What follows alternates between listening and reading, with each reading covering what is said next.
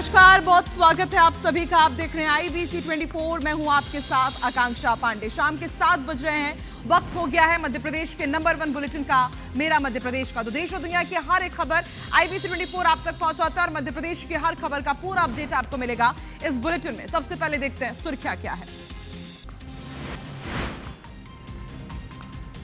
MP विधानसभा में उठा खाद का मुद्दा। बीजेपी विधायक के सवाल पर कृषि मंत्री कंसाना का जवाब, बोले प्रदेश में खाद की नहीं है कोई भी कमी। जबलपुर में यूरिया नहीं मिलने से नाराज किसानों ने किया चक्का जाम। यूरिया की कालाबाजारी का भी लगाया आरोप। बागेश्वर बाबा धीरेन्द्र शास्त्री का लव जिहाद पर बड़ा बयान, कहा लक्ष्मी बनो काली बनो पर बुरके वाली मत बनो। हरदा में दिन दहाड़े युवक युवती का अपहरण, घटना का CCTV आया सामने। दतिया से शादी के इरादे से भागकर आए थे युवक युवती। उज्जैन में पवित्र सावन महीने के अंतिम सोमवार को निकली बाबा महाकाल की सवारी। मंत्री उदय प्रताप सिंह हुए शामिल। दर्शन को सड़क पर उमड़ा श्रद्धालुओं का सैलाब। 5वें टेस्ट में टीम इंडिया की शानदार जीत। एंडरसन तेंदुलकर सीरीज 2-2 से बराबर। सिराज और प्रसिद्ध कृष्णा ने की शानदार गेंदबाजी।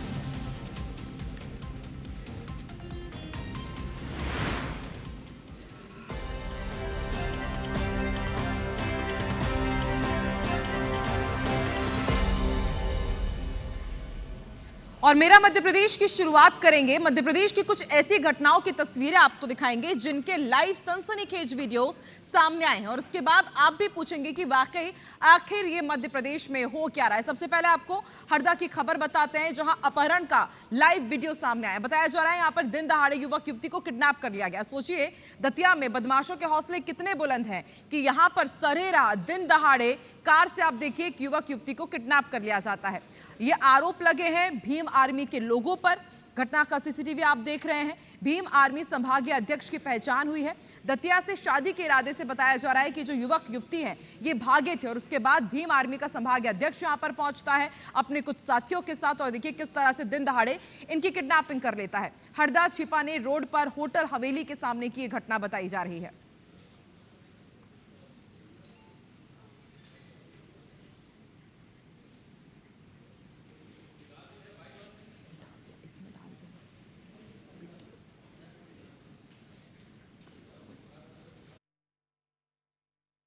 बैतूल में पुष्पा 2 का स्टंट करना बदमाशों को कितना भारी पड़ गया उसकी तस्वीर आपको दिखाते हैं। बताया जा रहा है कि मुल्ताई में हाईवे पर कुछ बदमाश खतरनाक स्टंट कर रहे थे। ये बदमाश पुष्पा 2 का ओपनिंग सीन रिक्रिएट कर रहे थे। हाईवे पर बिना अनुमति के स्टंट कर रहे थे। तभी यहां पर पुलिस मौके पर पहुंची और फिर इनके खिलाफ चालानी कार्रवाई की गई।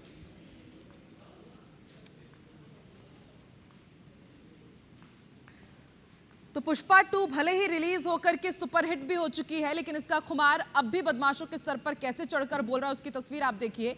यहां पर बताया जा रहा है कि ये बदमाश पुष्पा 2 का ओपनिंग सीन रिक्रिएट करने की कोशिश कर रहे थे। दिन दहाड़े सरेआम।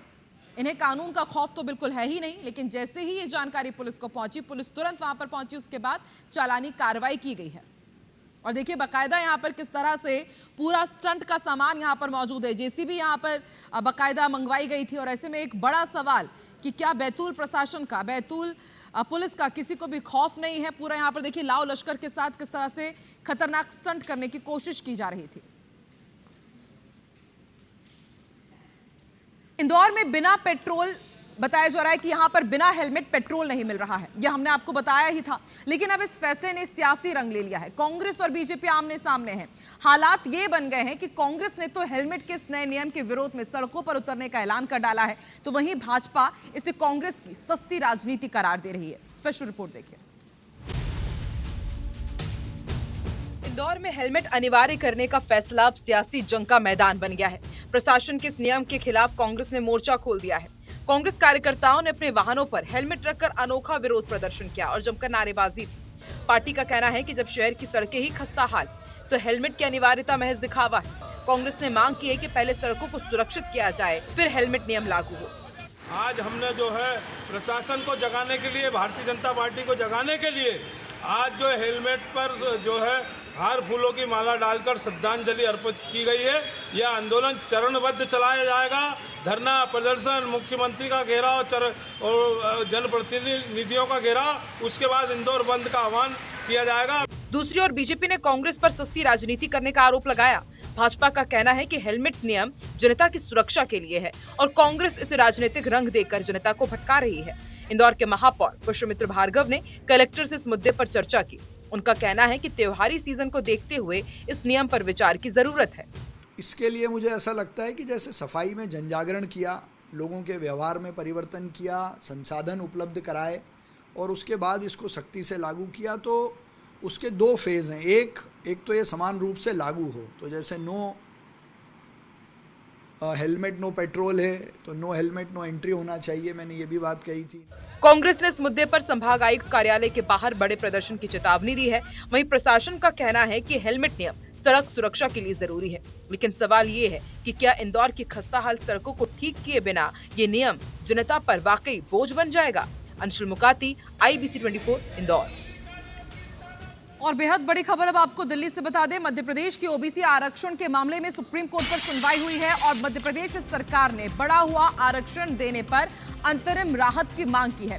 अनारक्षित पक्ष ने अंतरिम राहत की मांग का विरोध किया है। उम्मीद यही जताई जा रही थी कि अनारक्षित पक्ष यानी कि ये वो पक्ष जिन्हें ओबीसी आरक्षण का लाभ नहीं मिल रहा है, उन्होंने इस अंतरिम राहत की मांग का विरोध किया है। और अब अगली सुनवाई 18 अगस्त को होगी और 18 अगस्त को इस मामले को टॉप ऑफ द लिस्ट में रखा गया, यानी कि 18 अगस्त को जब सुप्रीम कोर्ट में सुनवाई शुरू होगी तो सबसे पहले ओबीसी आरक्षण पर ही सुनवाई होगी। तो इस वक्त की बड़ी खबर आपको बता रहे हैं, मध्य प्रदेश के ओबीसी आरक्षण मामले पर सुनवाई हो रही है। इससे पहले सुप्रीम कोर्ट ने फटकार भी लगाई थी सरकार को। इसके साथ ही प्रशासनिक कार्यशैली पर भी सवाल उठाए गए थे कि आखिर ओबीसी आरक्षण को लेकर कितना पेच फंसा हुआ क्यों है। एक तरफ सियासी घमासान और दूसरी तरफ ये बड़ा अपडेट आपको बता रहे हैं, मध्य प्रदेश सरकार ने बढ़ा हुआ आरक्षण देने पर अंतरिम राहत की मांग की है। अनारक्षित पक्ष जो कि सरकार के इस फैसले के खिलाफ कोर्ट गया हुआ है, उसने इस अंतरिम राहत की मांग का विरोध किया है।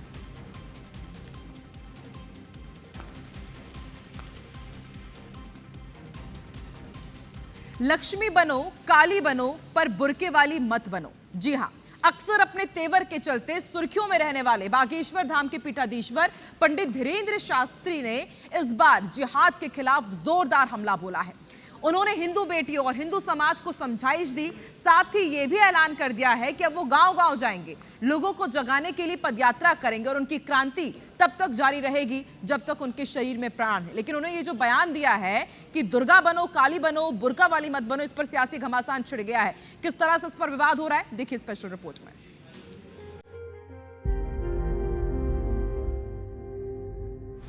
देश में बहुत जिहाद चल रहे हैं, लव जिहाद, लैंड जिहाद, थूक जिहाद। तू लक्ष्मी बन, तू काली बन, पर कभी न बुरके वाली। सुना आपने, ये हैं बागेश्वर धाम वाले पंडित धीरेन्द्र कृष्ण शास्त्री जी। इस बार वो जिहाद के खिलाफ आक्रामक हैं और हिंदू समाज को जगाते हुए कह रहे हैं कि वो सनातन के खिलाफ किसी साजिश से डरने वाले नहीं हैं। उन्होंने कहा कि देश में लव जिहाद, लैंड जिहाद, थूक जिहाद जैसे कई जिहाद चल रहे हैं। ऐसे में पंडित शास्त्री ने हिंदू समाज की बेटियों से अपील की, लक्ष्मी बनो, काली बनो, पर बुरके वाली मत बनो। देश में बहुत जिहाद चल रहे हैं, लव जिहाद, लैंड जिहाद, थूक जिहाद। पहले ये लोभ लालच देकर, प्रेम दिखाकर, झांसा दिखाकर के हिंदुओं की बहन बेटियों को अपने झांसे में लेते हैं, प्रेम जाल में फंसाते हैं। बाद में जब इनके मंसूबे पूरे नहीं होते हैं तो उनको मौत के घाट उतार देते हैं। और ऐसे हजारों परिवार इस देश के उजड़ गए, हजारों बेटियों का सर तन कट गया है और इनका मंसूबा, इनका उद्देश्य ही है सर तन से जुदा करना। हमारी यही चिंता है कि आने वाले हिंदुओं की बेटियों का क्या होगा, आने वाले बच्चों का क्या होगा। न बच्चे सुरक्षित हैं, न संस्कृति सुरक्षित है, न सनातन सुरक्षित है। तू लक्ष्मी बन, तू काली बन, पर कभी न बुरके वाली बन। पंडित शास्त्री की अपील पर सियासी दंगल भी शुरू हो गया। बीजेपी उनके बयान का समर्थन करती दिखी तो कांग्रेस ने बागेश्वर वाले शास्त्री जी को आड़े हाथ लिया। इस तरह से लव जिहाद की घटनाएं लगातार सामने आई हैं। ऐसे में सनातन धर्म के धर्मगुरुओं का चिंतित होना वाजिब दिखाई देता है। मध्य प्रदेश में डॉक्टर मोहन यादव जी की सरकार का स्पष्ट मत है कि मध्य प्रदेश की धरती में इन लव जिहादियों के लिए कोई जगह नहीं है। ऐसे में हमारी बच्चियों के लिए भी जागरूकता के लिए अभियान होना चाहिए। देखिए, धर्म गुरु हैं, बड़े श्रद्धा के साथ ये कहना चाह रहा हूँ कि किसी भी धर्म के धर्म गुरु हों, उन्हें किसी राजनीतिक दल का प्रवक्ता बन के बयान नहीं देना चाहिए। धर्म गुरु का मतलब ये नहीं होता कि वो जिस धर्म से संबंध रखते हैं सिर्फ उस धर्म की बात करें। तो लोकहित, समाज हित की बात करना चाहिए। जो बुरके वाली हैं वो भी हमारी बहनें हैं, जो नहीं है वो भी हमारी बहनें हैं। पहली बार नहीं है कि पंडित धीरेन्द्र शास्त्री ने कन्वर्जन या जिहाद के खिलाफ हल्ला बोला हो, चादर फादर वाले बयान हो या फिर धर्मांतरण के खिलाफ घर वापसी का अभियान, ये सब उन्हें सुर्खियों में लाते रहे हैं। मगर अब जिहाद को रोकने उन्होंने बुरके वाली मत बनो का नारा बुलंद किया है, जिस पर शुरू हुआ बखेड़ा जल्द थमेगा ऐसा लगता नहीं है। Bureau report, IBC 24। Madhya Pradesh में मूसलाधार बारिश का दौर जारी है और कई इलाकों में बाढ़ के बाद हालात बिगड़ गए हैं। और इसी बीच सूबे के मुखिया सीएम डॉक्टर मोहन यादव और केंद्रीय मंत्री ज्योतिरादित्य सिंधिया गुना के पटेल नगर पहुंचे। इस दौरान पटेल नगर की महिलाओं ने मुख्यमंत्री डॉक्टर मोहन यादव को राखी बांधी तो मुख्यमंत्री भावुक हो गए। उन्होंने कहा कि बाढ़ की आपदा झेलने के बाद भी बहनों का इतना प्रेम मिला है, हमारी सरकार हर गरीब के साथ खड़ी है। गुना और शिवपुरी में 32 साल बाद आई इस आपदा का सर्वे पूरा होने वाला है, शीघ्र ही भरपाई के निर्देश दे दिए गए हैं। सीएम डॉक्टर मोहन यादव ने कहा कि VIP कॉलोनी से प्रसूता महिलाओं और बुजुर्गों समेत 170 लोगों का रेस्क्यू किया गया। वहीं केंद्रीय मंत्री ज्योतिरादित्य सिंधिया ने कहा कि आमतौर पर इंद्रदेव का आशीर्वाद सुखद होता है, लेकिन इस बार स्थिति आपदा में बदल गई। गुना और आसपास के जिलों में सामान्य से 20 गुना ज्यादा बारिश हो चुकी है, जबकि 2 महीने बारिश अभी भी बाकी है। सेना और हेलीकॉप्टर की तैयारियां थी, लेकिन खराब मौसम के चलते उड़ान संभव नहीं हो पाया। मैं मुख्यमंत्री डॉक्टर मोहन यादव का धन्यवाद करता हूं, जो विधानसभा का काम छोड़कर हमारे बीच आए और बाढ़ प्रभावित लोगों का हालचाल जाना।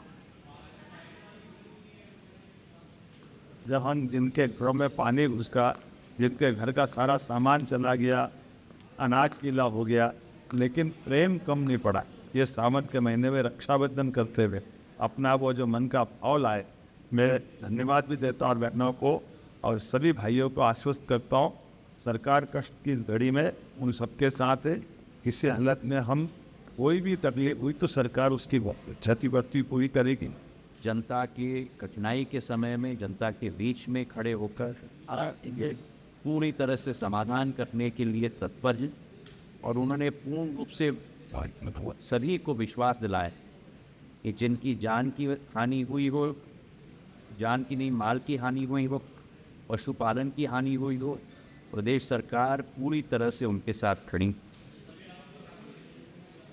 मध्य प्रदेश विधानसभा के मानसून सत्र में एक बार फिर आदिवासियों के मुद्दे पर हंगामा हुआ, इसलिए बाकायदा हमने भी यहां पर लिखा है आदिवासियों पर पॉलिटिक्स, सियासत फिक्स। नेता प्रतिपक्ष उमंग सिंघार ने आदिवासियों के पट्टे और आदिवासियों की बेदखली का मुद्दा ध्यान आकर्षण के जरिए उठाया। उस पर सत्ता पक्ष और विपक्ष में जोरदार बहस हुई। उमंग सिंघार ने यह कह दिया कि प्रदेश के आदिवासी जिलों में वन अधिकार के दावेदारों के प्रकरण खारिज किए जा रहे हैं। इस पर वन राज्य मंत्री दिलीप अहिरवार ने सिंघार के आरोपों को खारिज किया और बताया कि आदिवासियों के हित में सरकार काम कर रही है। मुख्यमंत्री डॉक्टर मोहन यादव ने भी विपक्ष के आरोपों का जवाब दिया और कहा कि कांग्रेस की सरकार में एक भी आदिवासी को पट्टा नहीं दिया गया, जबकि बीजेपी सरकार ने 26,000 से ज्यादा पट्टे दिए हैं।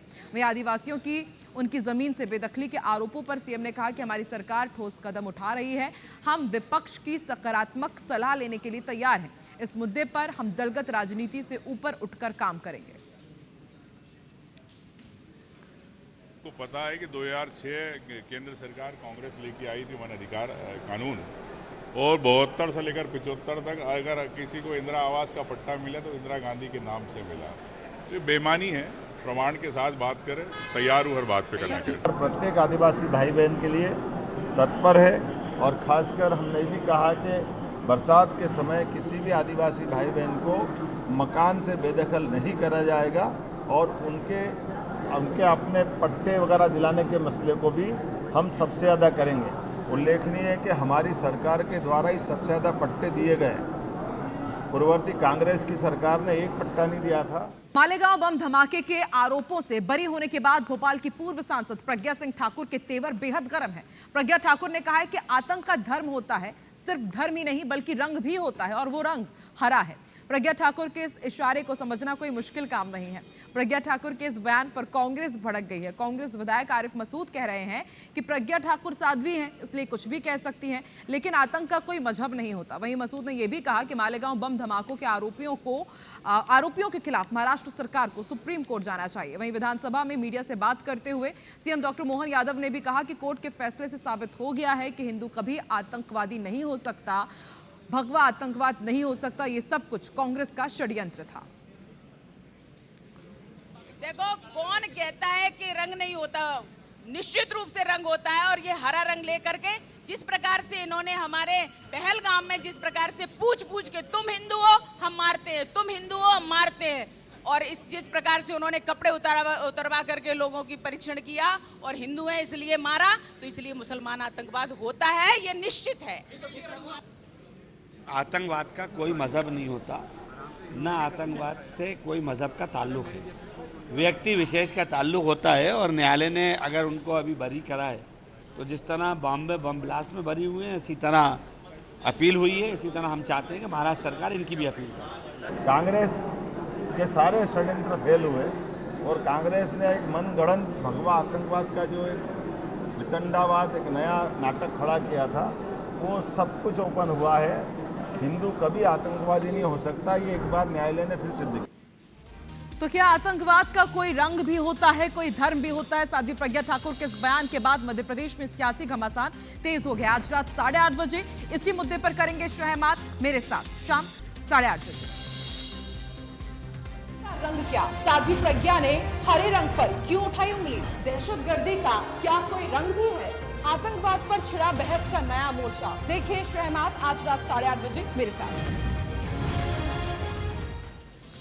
और मध्य प्रदेश के इस बुलेटिन में फिलहाल इतना ही। आगे देखिए छत्तीसगढ़ में क्या है खास। हमर बानी हमर गोड़ छत्तीसगढ़ी भाषा में नंबर 1 बुलेटिन श्रवण तंबोली के साथ मुझे दीजिए इजाजत। नमस्कार।